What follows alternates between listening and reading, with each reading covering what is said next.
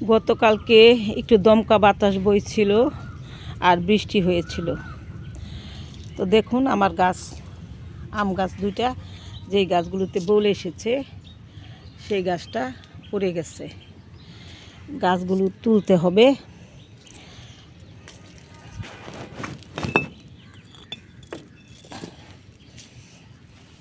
অনেকগুলো গাছই পড়ে গেছে। আমার বউলগুলো সব নষ্ট হয়ে গেল পড়ে মনে হয়।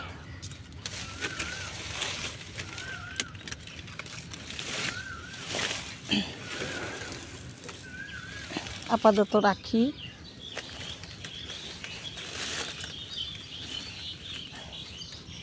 এই দুইটা গাছ পড়ে গেছে, দুইটা গাছ তুললাম। তারপরে আরও অনেক গাছ পড়ে গেছে, ফুল গাছগুলো পড়ে গেছিলো, এগুলি তুলেছি।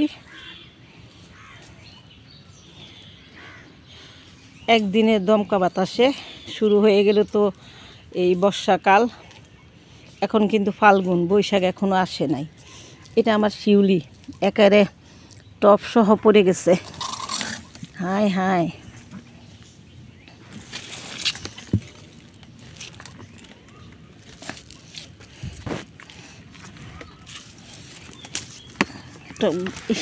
নতুন বালতিটা মাত্র বসিয়েছিলাম, পরে ভেঙে গেল। এই যে ভেঙে গেল। তারপর আরও কয়েকটা গাছ পড়ছে।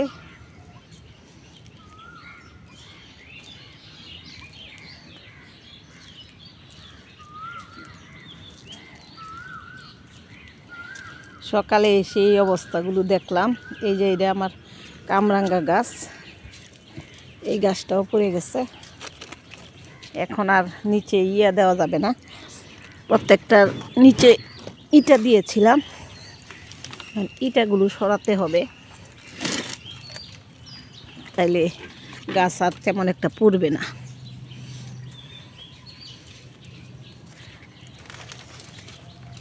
ইটাগুলি দেওয়াতে বাতাসে ঝাপটা মেরে পড়ে গেছে। সবগুলিতে ইটা সরাইতে হবে।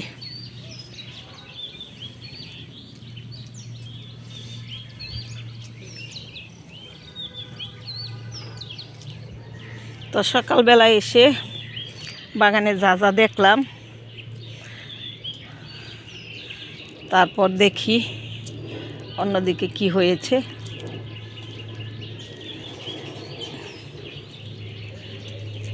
হায় আল্লাহ, একটা স্ট্রবেরি হয়েছিল। স্ট্রবেরিটা কি পাখিতে খেয়ে ফেললো নাকি বুঝতেছি না। তো এই যে এদিকে আসলে স্ট্রবেরি কি না,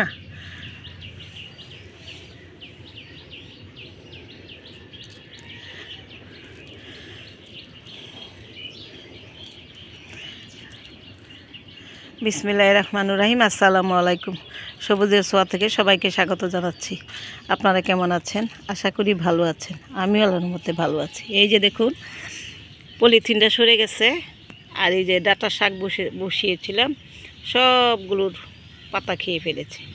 শাক আমি বসাতেই পারি না, সব পাতাগুলো চড়ুই পাখি খেয়ে ফেলে। এই যে দেখুন মাশাআল্লাহ, এখানে আরেকটা টমেটো গাছ হয়েছে বীজের থেকে। মাশাআল্লাহ কত টমেটো ধরেছে। কি করব, দুইটা পাতাকপি এখন আছে বহাল তুবিয়তে, এটার বীজ রেখে দিব। পাতাকপিটা আর খাবো না, বীজটা রেখে দিব। এইদিকে দেখি, কালকে ছাদটা এত পরিষ্কার করে ঝাড়ু দিয়ে গেছিলাম, আজকে আবার এই যে গতকালকের ঝড়ে এই যে সমস্তটা ময়লায় ভরে গেছে। এই যে দেখুন আমার মাছের বলটা ঢেকে রেখেছিলাম, এদিকে ময়লা পানি কিভাবে পড়েছে উপর থেকে, সবগুলো পড়ে গেছে।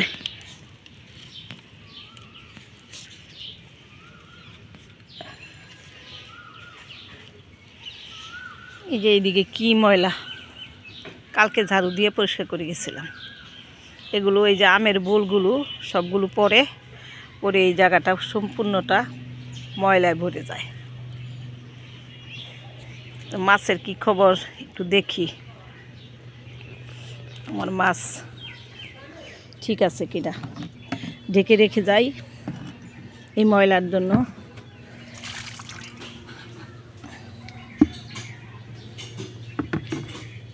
মাশাআল্লাহ ঠিকই আছে।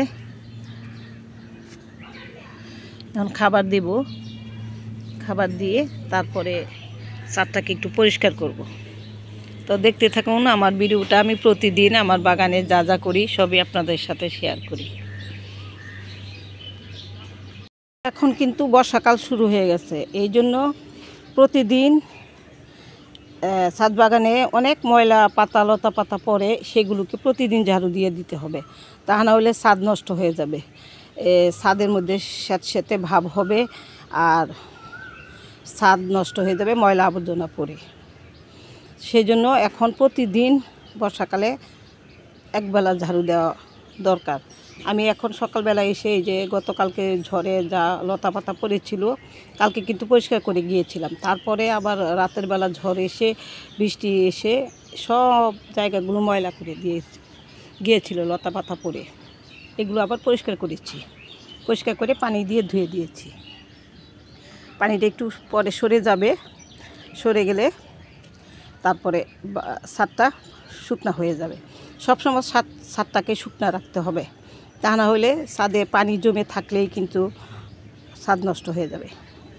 এই গাছগুলোকে এখান থেকে এই যে এটার উপরে ছিল একটু এই সাইডে নিয়ে এসেছি, একটু গুছিয়েছি, পরিষ্কার করেছি, খোলামেলা জায়গা রেখেছি যাতে ঝাড়ু দিলে ময়লা আবর্জনাটা দূর হয়ে যায়। আর এই যে আমার লাউটা মাশাআল্লাহ এই যে বড় হচ্ছে। আর এই পাশটাও ঝাড়ু দিয়েছি, পরিষ্কার করেছি। আর গতকালকে তো এই ছাদের এই অংশটা পাইপ দিয়ে পানি দিয়ে ধুয়ে দিয়েছিলাম। আর অন্যান্য জায়গাগুলো মাশাআল্লাহ পরিষ্কারই আছে। এই দিকটা, ওইদিকে পাতা বেশি, ময়লা আবর্জনাগুলো জমে বেশি। এই যে কালকে এখানে ছাদটা ঝাড়ু দিয়ে গেছিলাম, বাতাসে এই যে পাতাগুলো উড়ে এসে ছাদ বাগানে পড়েছে।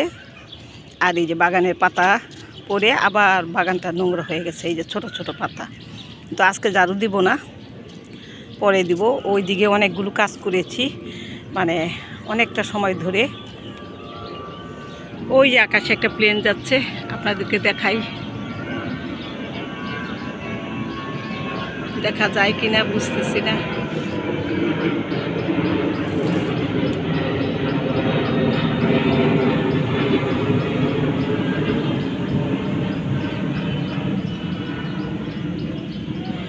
একটা প্লেন গেল।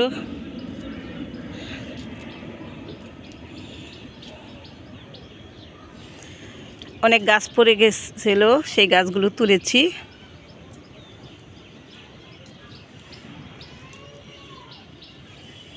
তো সকালবেলায় এসে এই কাজগুলো করেছি। যদি এইগুলো না করতাম তাহলে বাগানটা কিন্তু নোংরা হয়ে থাকতো, ময়লাগুলো জমে থাকতো।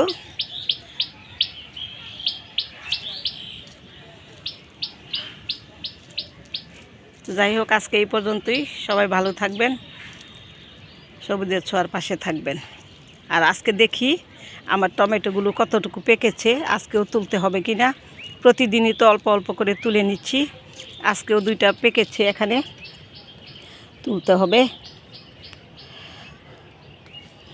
এই যে তারপর ওখানে দেখি, হ্যাঁ এখানেও পেকেছে অনেক, তুলতে হবে, না তুললে পাখিতে খেয়ে ফেলে। বলেছিলাম রোজা আসলেই টমেটোগুলো পাকা শুরু হবে, তো এটা আরও লাল হতো। তার আগে আমি পেরেছি, কারণ লাল হলেই পাখি দেখলেই খেয়ে ফেলবে। এই জন্য বাসায় নিয়ে বাকিটুকু পেকে যায় ইনশাল্লাহ।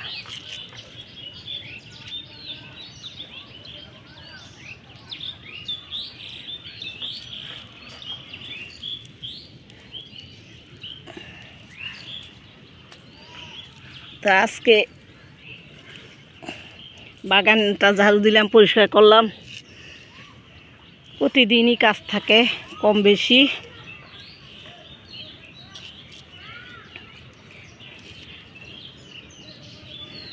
পাকতেছে, এটা আর 2 দিন যাক, তারপর দেখি এই গাছের টমেটো পেকেছে কিনা।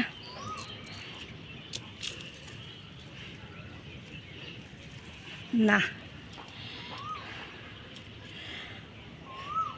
আর কফি তো তেমন ভালো হচ্ছে না, ফুটে যাচ্ছে। তো বীজ রাখবো এবার ভাবছি, পাতাকপি ফুলকপির।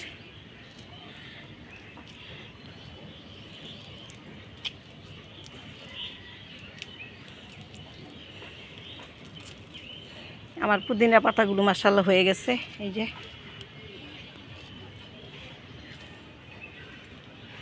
প্রতিদিন এসে খুঁটিয়ে খুঁটিয়ে নানান কিছু দেখি।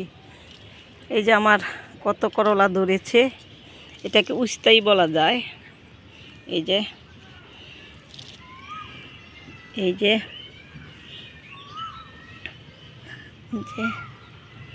রোজার মধ্যে খাওয়া যাবে, এতদিনে রোজার ভিতরে আস্তে আস্তে বড় হতে থাকবে, তখন খাওয়া যাবে। কোকিল ডাকছে।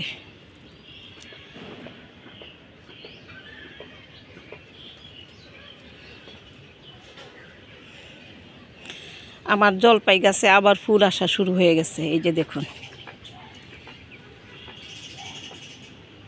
এই যে ফুল ভর্তি মানে ফুল হয়, পরে দুইটা একটা জলপাই হয় আর জলপাই আর হয় না। তো দেখি এইবার নিয়ে 3বার ফুল এসেছিল, 2-1টা জলপাই ধরেছিল। এইবার দেখি কতটুকু ধরে, আর জলপাইয়ের পরিচর্যা কী এই বিষয়ে আমাকে একটু জানতে হবে, জেনে সেইভাবে পরিচর্যা করতে হবে।